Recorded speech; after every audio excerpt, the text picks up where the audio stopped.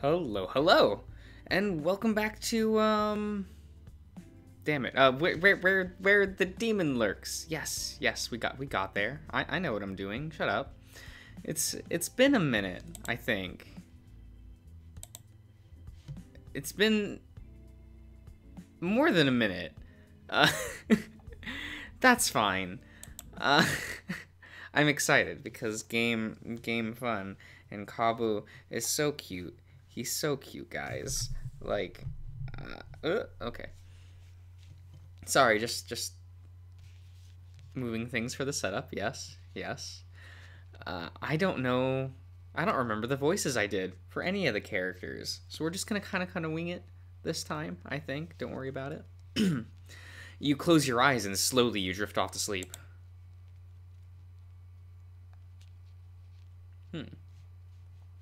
Chapter 2. Do I have to click?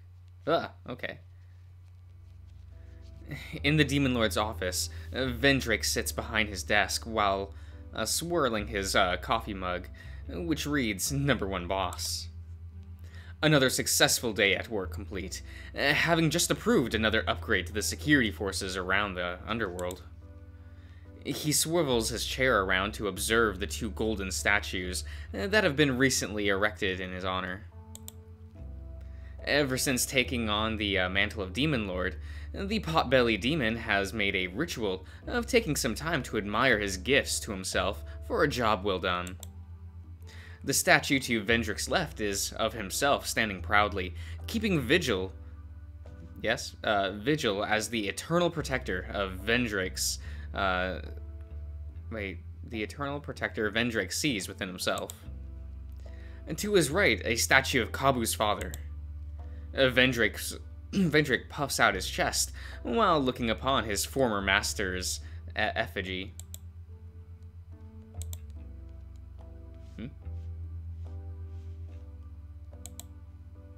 Oh, okay. Yes, okay. Game do thing. I don't know. Oh, my lord! The demon walks over to the statue. His smile falters as he studies the late Demon Lord's face, a sense that something was not quite right. Is that a smudge up there? Begrudgingly, Vendrake returns to his seat. It creaks loudly under the weight of his ample behind. A magical circle appears above his left hand, and he brings it closer to his ear. Nox, get in here! Oh! What? He's got like a portrait now? Okay. You called? My Lord Vendrake. Vendrake gestures to the top of the statue. Deal with that unsightly spot. I won't have a speck out of place in my office. And have whichever custodian is in charge of cleaning my office be sent to re-education. I'm sorry, my lord, but you sent that custodian there last week. Right now, there are only a handful of them left in the city, now that most demons have been relocated to serve in the torture zones. Oh, right. First, get that demon back here to clean that smudge, and then send him back for re-education. As you command, Lord Vendrake. Will that be all? Of course not. Do you have any reports? Wait, do you have the report ready for the freelancers? The frog drifts backwards a touch, anticipating that Vendrake might throw something at him. I'm afraid I haven't been able to go through the latest reports. Vendrake shakes his head in umbrage. Not good enough, Nox. I expect better from my number 2. Yes, my lord. It's just that many complaint forms to go through every day, and I am but one demon. A smoke flares out of Vendrake's nostrils. His eyes remained ever fixated at his second in command. How many times have I told you to just burn them? These lackeys have just become too soft under Kabu's rule. Now, even the meager notion of work causes them to bemoan and bother. Well, they will learn how to become proper demons once more, and they will do so the hard way. Burn those complaints once we were done here. You understand? Yes, my lord. Oh. Okay. Nox conjures a small portal beside him, and an equally small cream-colored folder, yes, pokes out of it for him to grab. Now, I'll proceed with the freelance report. Out of the freelancers, we contracted since Kabu left.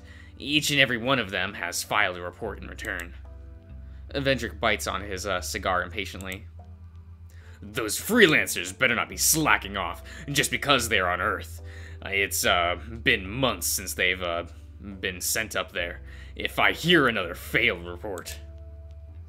The interior of Vendrick's potbelly mouth glows red, as though ready to spew fire upon the frog at any moment. Nox carefully floats further back to be sure that he is out of range. The demon flips through the file to find something, anything to pacify the growling flames behind it in the pit of Vendrick's stomach, smoldering into a brighter hue by the second. Just hand it to me. I'll find it. Oh, okay. Nox nods, chucking the file at Vendrick. It shoots through the air like a flying star. Vendrick catches it between his fingertips, right before it hits his eyes. Really? You can't just levitate it to me. I thought this was faster. How exactly am I supposed to read this? It's so small. Just expand the file using your fingers. Nox mimics a pinched finger and expanding motion with his fingertips. Like this. Vendrick enlarges the file far too much.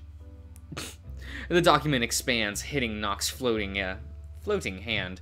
Caught off guard, Nox loses control of his platform. The hand whirls, and reflexively launches the frog into the air. The frog twists in a somersault, but somehow manages to fall back right onto the hand. Shaken, Nox hugs the fingers for support. He holds his hand as he waits for the dizziness to subside.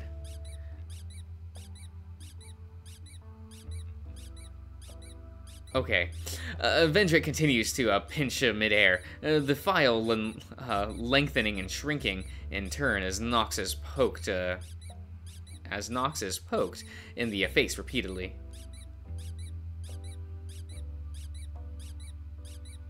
Sorry. I do not get this contraption at all. Never mind, let me do it.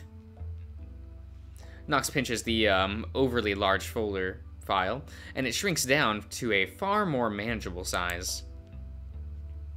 With the amusement settled, Vendrick flips through the documents, searching for a particular section. He sits up right now, ears perked up, as he leans in closer towards the desk. The flames in his stomach die down for a bit. Lord Vendrick. Take a look. He passes the file back to Nox.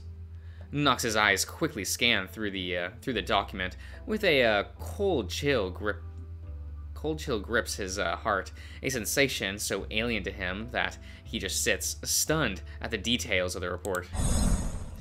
He would ask what this feeling means, but Vendrick has banned him from asking questions unrelated to work. Reluctantly, he forces his emotions aside.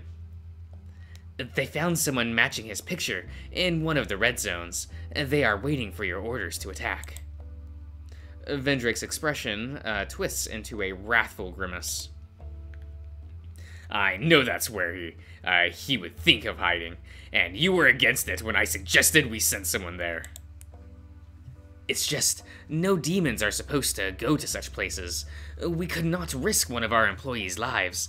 This one in particular, it keeps narrowly escaping each red zone oh, excuse me, they were assigned to.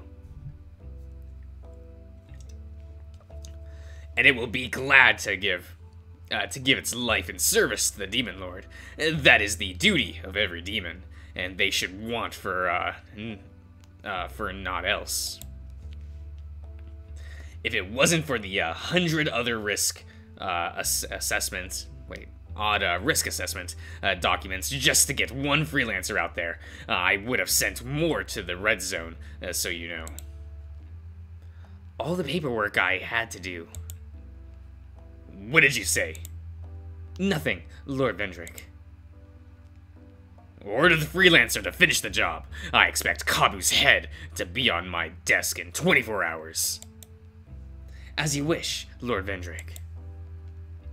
Nox turns towards the grand door and makes his leave. Vendrick leans back against his seat and kicks his feet up onto the table. A soft smile spreads across his stomach. Just a little longer and everything will be set right.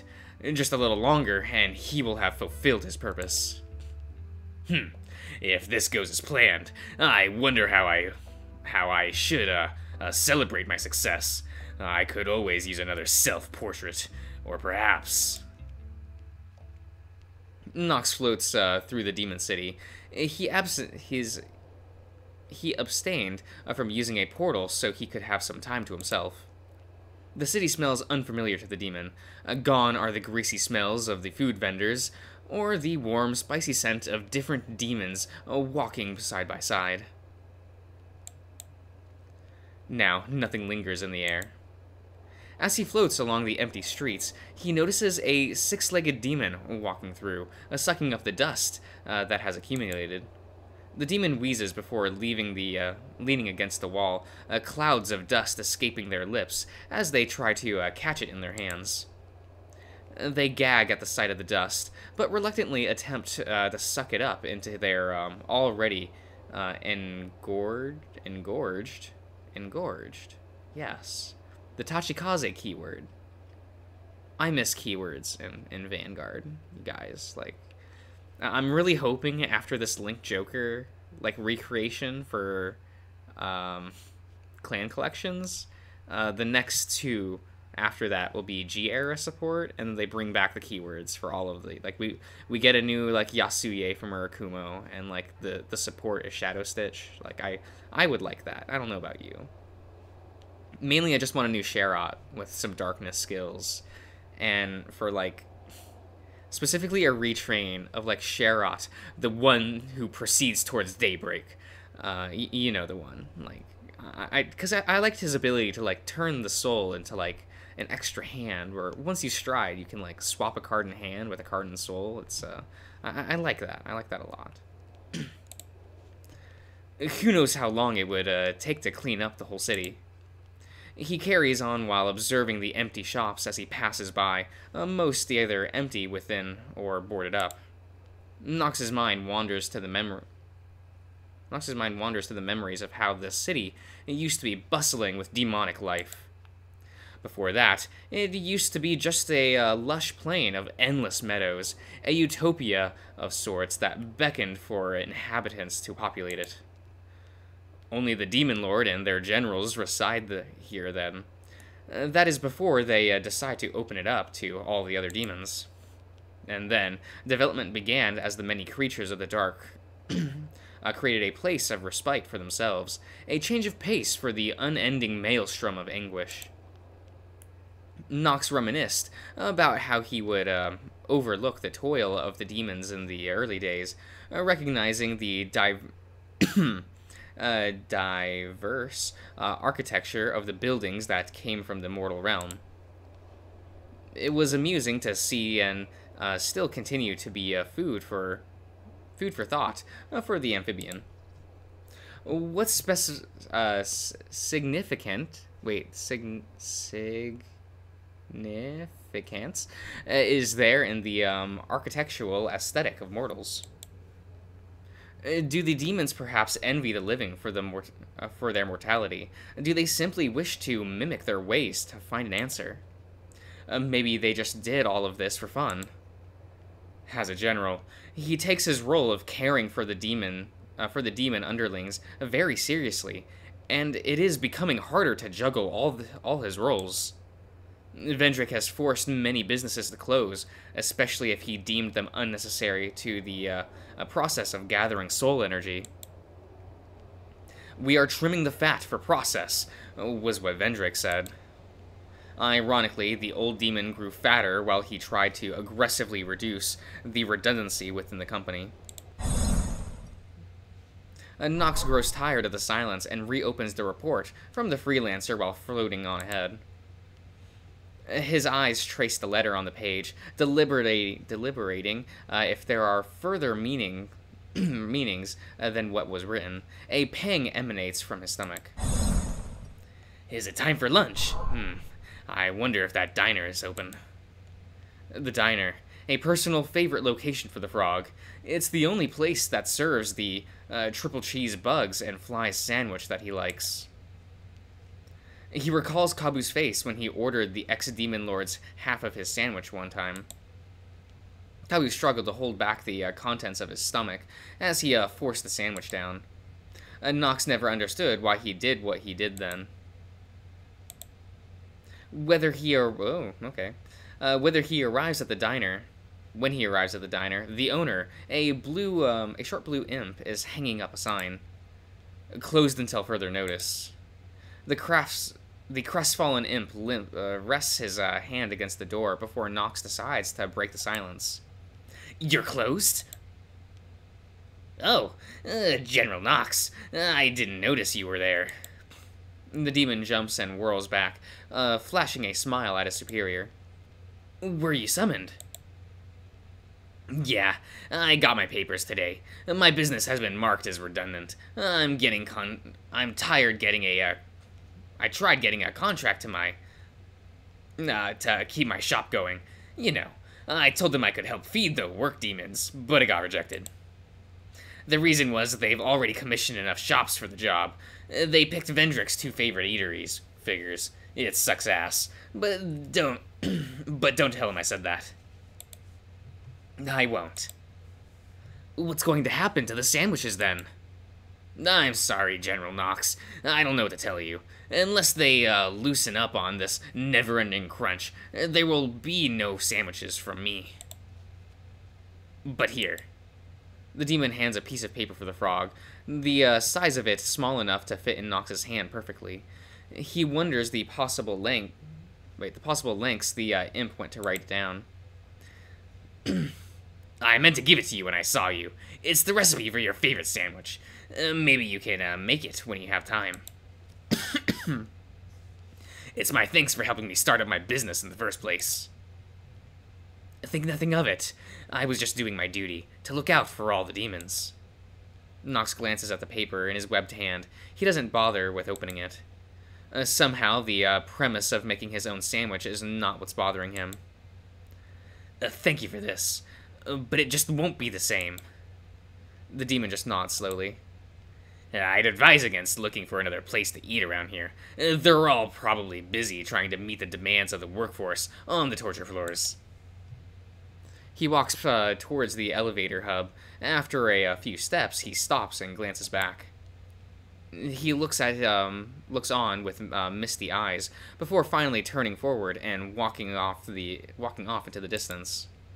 Nox croaks loudly as he stuffs the paper inside his file. His hunger is now overtaken by something else. Sour thoughts surface into the forefront of his mind. Relocation of staff is in different sectors, a hollow metropolis, the freelancer's report of his master's orders. No!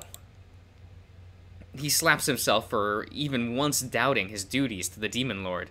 His feelings have no place in this company. He must fulfill his purpose and obey. That is what a good tool does. He opens a portal back to his office, leaving behind the ghost town and his memories of a better time.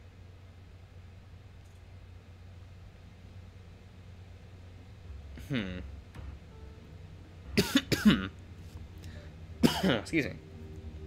Outside the sunny fruits, a hunched-over figure watches the entrance from within a shadowy valley. The sun has begun to set, and still the store remained closed. Time is running out. His body has days, maybe even weeks left before it expires. The mere sight of the figure would send anyone running. Much like the demon's life in the underworld, it has pushed his mortal body to its limit, as so many sleepless nights and near-death misses has led it to this moment. It scratches the side of its neck, and is obsessed by the sensation of singing. Wait, singed? Fur against his fingertips. The demon can never get accustomed to feeling fur upon its body. It begins scratching feverishly all over now, raking against the flesh under the fur. Come on! How long does it take to open a blasted shop? It lies in wait for Kabu to show up, with its weapon tucked within a pocket. The freelancer is itching to let loose and return to the underworld. It dare not disobey Vendrake. As much as the creature detests its new employer, there are worse fates than being worked down to the bone. Just then, he sees his target.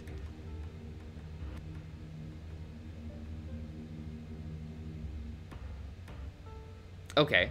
He sees his target approaching from the other side of the road. Kabu and the unimportant alpaca are talking to each other as they open up the store. The time has come. The freelancer clutches the weapon within his pocket and readies itself to stalk closer. He steps forward, and he accidentally slips on a stray rubber ducky. My back! Okay, you know what? I'll end the part there. I'll see you around, everyone.